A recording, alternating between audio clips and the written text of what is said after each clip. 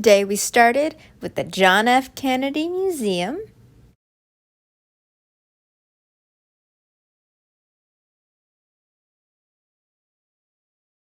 This is a replica of the corridor of the White House.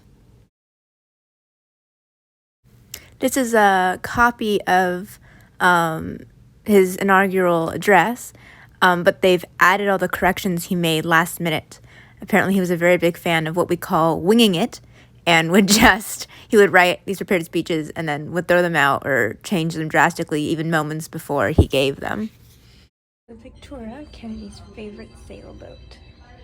So I actually didn't know this, but when Kennedy served in World War II, his boat was hit by another boat, and he and his crew had to swim to an island, and then they kind of hopped from island to island, swimming between them, until they ran into, just by chance, into two native islanders.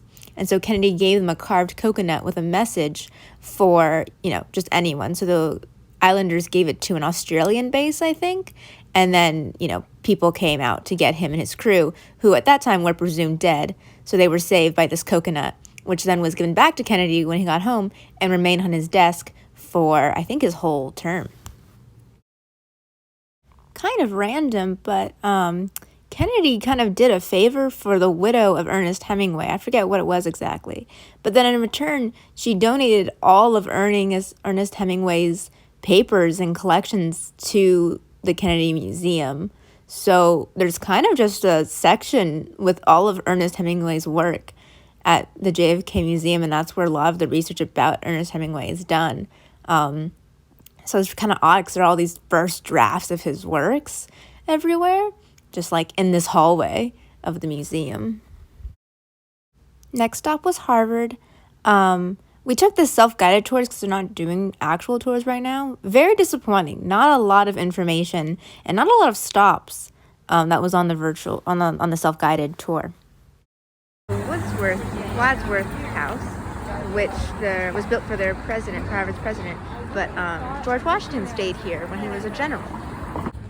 This is Harvard Yard, the oldest part of Harvard's campus, and it's where all these first-year dorms are. Apparently, there's an event for first-year students hosted here, where you find out which dorm you have been sorted into, their words. So it's basically Hogwarts, I want to say. These colored chairs everywhere. You can sit. Pink chair. I get the pink chair. This is Harvard's most famous statue, apparently. It's also known as the Statue of Three Lies because the inscription says John Harvard, founder, 1638. And those things are wrong. John Harvard, first of all, was not the founder.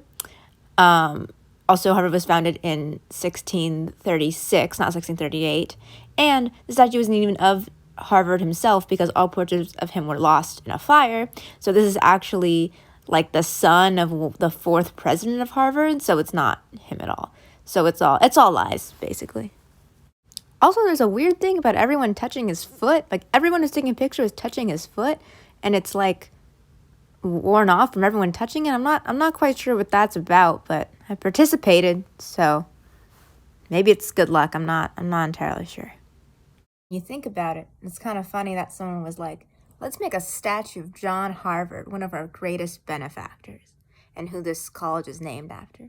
And they were like, okay, we don't know what he looks like, so we just use random kid number 3 to make the statue. And they're like, yeah, that works.